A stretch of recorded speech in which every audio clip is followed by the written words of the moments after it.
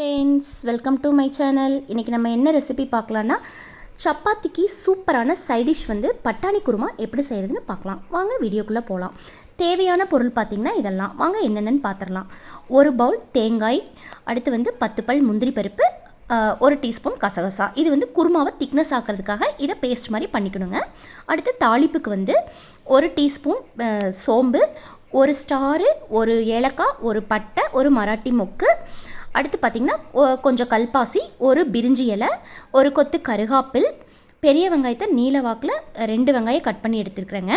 அடுத்து 2 பச்சை மிளகாவை நீல வாக்கில் கட் பண்ணி வச்சுருக்கேங்க. ஒரு குட்டி சைஸ் தக்காளியை குட்டி குட்டியாக கட் பண்ணி எடுத்து வச்சுருக்கேங்க. அடுத்து நம்ம ட்ரையாக அரைக்கிறதுக்கு என்னென்னு பார்த்துடலாங்க. 1 டீஸ்பூன் சோம்பு, 1 டீஸ்பூன் சீரகம், 1 டீஸ்பூன் மிளகு, 1 பட்டை, 2 கிராம்பு, இஞ்சி, பூண்டுங்க. இப்போ நம்ம ஃபஸ்ட்டு என்ன பண்ணிக்கலாம் அப்படின்னா, இதையெல்லாம் இந்த ட்ரையாக எடுத்து வச்சுருக்கிறதையெல்லாம் ஃபஸ்ட்டு பொடி பண்ணி எடுத்துக்கலாங்க. பார்த்திங்கன்னா ட்ரையை நம்ம பொடி பண்ணியாச்சுங்க. இப்போ அடுத்து இஞ்சி பூண்டு போட்டு அதை பேஸ்டாட்டை அரைச்சி எடுத்துக்கலாங்க. பார்த்துக்குங்க. அதுக்கப்புறம் இப்போவே தேங்காயும் முந்திரி பருப்பு கசகசாவையும் நல்லா பேஸ்டாட்டை ஃபைன் பேஸ்ட்டாக அரைச்சி வச்சுக்கலாங்க. அரைச்சி வச்சுட்டு இந்த பக்கம் பாத்திரத்தை அடுப்பில் வச்சுங்க. தாளிப்புக்கு ரெடி பண்ணிடலாங்க. ஃபஸ்ட்டு எண்ணெய் ஊற்றிக்குங்க. எண்ணெய் காஞ்சதும் நம்ம எடுத்து வச்சுருந்த ஸ்பைசஸ் எல்லாம் போட்டுக்குங்க. போட்டு அதை நல்லா மணம் வர வரைக்கும் வதக்கிவிடுங்க. வதக்கிவிட்டு பெரிய வெங்காயத்தையும் போட்டு நல்லா வதக்கிவிடுங்க. நல்லா அது பொன்னிறமாக வரைக்கும் வதக்கணுங்க. கொஞ்சம் அது கூட நம்ம கருகாப்பிலையும் பச்சை மிளகாயும் சேர்த்து நல்லா வதக்கி விட்டுக்கலாங்க. பொன்னிறமாக வரைக்கும் நல்லா அடுப்பை சிம்மில் வச்சே வதக்குங்க. இந்த ஸ்டேஜில் நம்ம அரைச்சி வச்சுருந்த பேஸ்ட் இருக்குது பார்த்திங்களா, அதையும் போட்டு நல்லா பச்சை வாசம் போகிற வரைக்கும் வதக்குங்க. வாசமே சூப்பராக இருக்குங்க.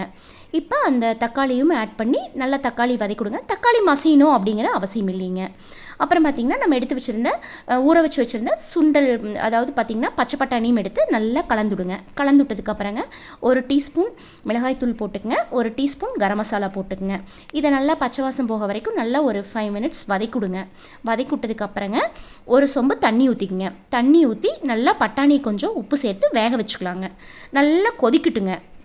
ஒரு 5 நிமிஷம் நீங்கள் மூடி போட்டு கொதிக்க வச்சாலும் ஓகே, அப்படியே கொதிக்க வச்சாலும் ஓகேங்க. இந்த ஸ்டேஜில் நம்ம அரைச்சி வச்சுருந்த தேங்காய், முந்திரி பருப்பு, கசகசா போட்டு அரைச்சி வச்சுருந்த அந்த பேஸ்ட்டையும் எடுத்து நல்லா கலந்து விட்டுக்கலாங்க. கலந்து விட்டுங்க. குக்கர் மூடி போட்டு விசில் போட்டு விட்டுருங்க. ஒரு 2 விசில் ஆர் 3 விசில் விட்டு இறக்கிட்டிங்கன்னா குருமா ரெடிங்க. சுட சுட குருமா ரெடி ஆயிடுச்சு. வாங்க சாப்பிட்லாம். இதை கண்டிப்பாக செஞ்சு பாருங்கள் ஃப்ரெண்ட்ஸ். செஞ்சு பார்த்து கமெண்ட் பண்ணுங்கள். வீடியோ பிடிச்சிருந்தா லைக் பண்ணுங்கள், ஷேர் பண்ணுங்கள், கமெண்ட் பண்ணுங்கள், சப்ஸ்கிரைப் பண்ணுங்கள். தேங்க்யூ.